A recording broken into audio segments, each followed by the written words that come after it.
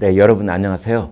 이 4.3 보궐선거가 끝났습니다. 겉으로는 여야 1대1이라고 하지만 실제 내용은 여당의 참패다 이렇게 봐야 됩니다. 그보다 중요한 관전 포인트 몇 가지를 짚어보도록 하겠습니다. 첫째는 투표율입니다. 이번에 창원, 성산, 통영, 고성 이 두 곳 투표율이 우연하게도 양쪽이 다 똑같이 51.2%였습니다. 지금까지 대개 보궐선거는 30% 남짓 이렇게 됐습니다. 미니 총선이라고 부를 만큼 여야가 총력을 기울였던 2014년 이 재보선도 32.9%, 그러니까 33% 벽을 넘지 못했었습니다. 자, 그렇다면 이번에 보궐선거 투표율이 50%를 넘겼다는 것은 무엇을 뜻하는 것인가? 이토록 뜨거운 투표 열기는 왜 일어났을까? 유권자들이 화가 났다는 뜻입니다.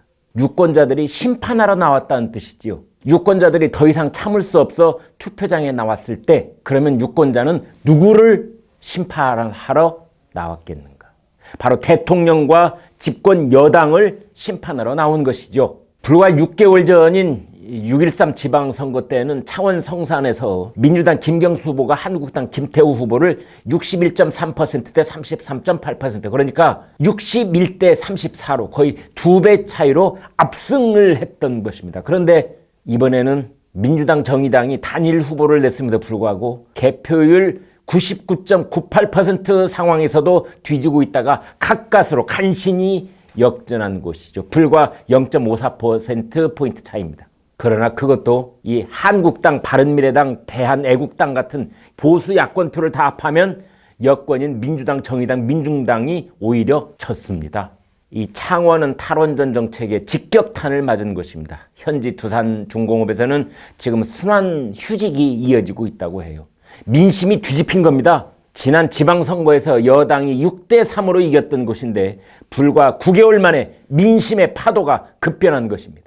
통영, 고성도 마찬가지입니다. 지난 지방선거 때는 여당이 통영시장과 고성군수를 배출을 했습니다. 그런데 이번에는 한국당 후보가 민주당 후보를 24%포인트 차이로 대승을 했습니다. 여기서도 민심의 파도는 급격하게 방향을 바꾸었습니다.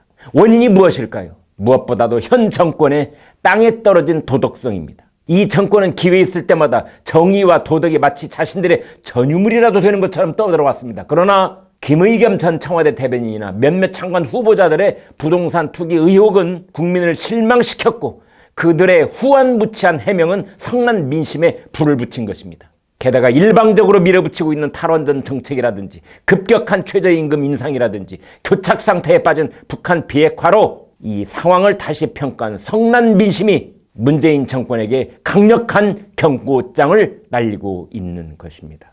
노영민 대통령 비서실장이 국회 운영위원회에 나왔습니다. 그는 이 장관 후보자 낙마에 대해서 송구스럽게 생각한다고 했습니다. 그러나 인사 라인을 경질해야 되는 거 아니냐 이런 요구에 대해서는 시스템을 보완하겠다면서 사실상 거부를 했습니다. 사람에게 책임을 묻지 않고 시스템 탓으로 돌린 것입니다. 그래서 반쪽짜리 사과다, 면피성 사과다 이런 비판까지 나오고 있습니다. 문재인 대통령의 일방통행식 국정운영, 청와대와 내각의 안이한 현실인식 이런 것들이 민심의 불길에 불타버릴지도 모릅니다.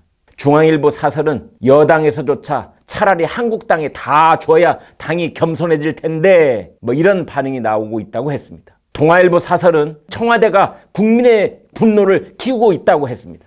청와대가 문제라는 것은 누구보다 문 대통령이 새겨들어야 할 것입니다. 김광일의 입에 공감하시면 구독과 좋아요를 눌러주십시오. 고맙습니다.